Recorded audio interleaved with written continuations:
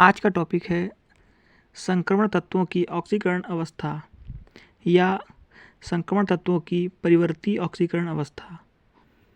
किसी तत्व की ऑक्सीकरण अवस्था को रासायनिक यौगिक में तत्व के ऑक्सीकरण अर्थात इलेक्ट्रॉन की हानि की डिग्री के रूप में परिभाषित किया गया है। संक्रमण तत्व अपने यौगिकों में विभिन्न प्रकार की ऑक्सीकरण अवस्थाएं प्रदर्शित करते हैं। उदाहरण के लिए मैग्नीज अपने यौगिकों में +2 से +7 तक सभी ऑक्सीकरण अवस्था दर्शाता है। हालांकि कुछ तत्व कुछ ऑक्सीकरण अवस्थाएं प्रदर्शित करते हैं।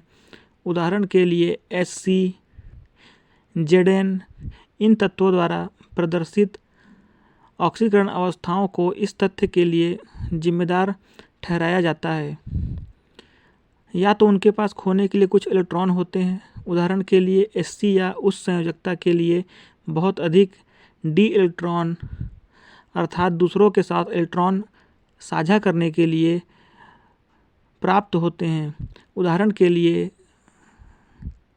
Zn संक्रमण तत्वों की परिवर्तनशील ऑक्सीकरण अवस्थाएं मुख्यतः डी ऑर्बिटल्स के अपूर्ण भरने से इस प्रकार उत्पन्न होती है कि उनकी ऑक्सीकरण अवस्थाएं एक दूसरे से एकता द्वारा भिन्न होती हैं। इन्हीं के द्वारा जो संक्रमण तत्व होते हैं, जो उनकी ऑक्सीकरण अवस्थाएं होती हैं, वे अलग अलग होती हैं या परिवर्ती रूप में होती हैं। उच्च ऑक्सीकरण अवस्थाएं क्रोमियम, मैग्नीज और कोबाल्ट द्वारा दर्शाई जाती है। हैलाइडों के मामले में मैग्नीज +7 ऑक्सीकरण अवस्था प्रदर्शित नहीं करता है। हालांकि MnO3F ज्ञात है। Cu+2 एक्वा को Cu+ एक्वा की तुलना में अधिक स्थिर माना जाता है क्योंकि Cu+2 का डेल्हाइड Cu+ से अधिक होता है, जो Cu की दूसरी आयनीकरण एंथैल्पी की भरपाई करता है। Mn ऑक्साइड में उच्च ऑक्सीकरण अवस्था प्रदर्शित करता है। उदाहरण के लिए Mn2O7 में Mn की ऑक्सीकरण अवस्था +7 है। चूँकि ऑक्सीजन धातु Mn ऑक्साइड Mn2O7 के साथ कई बंधन बनाने में सक्षम है। Mn फ्लोराइड्स MnF4 की तुलना में उच्च ऑक्सीकरण अवस्था दर्शाता है।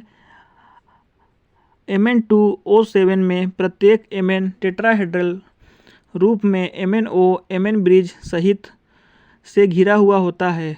हालांकि समूह के अन्य तत्व +3 ऑक्सीकरण अवस्था जैसे Fe2O3 और +4 ऑक्सीकरण अवस्था जैसे V2O4 प्रदर्शित करते हैं।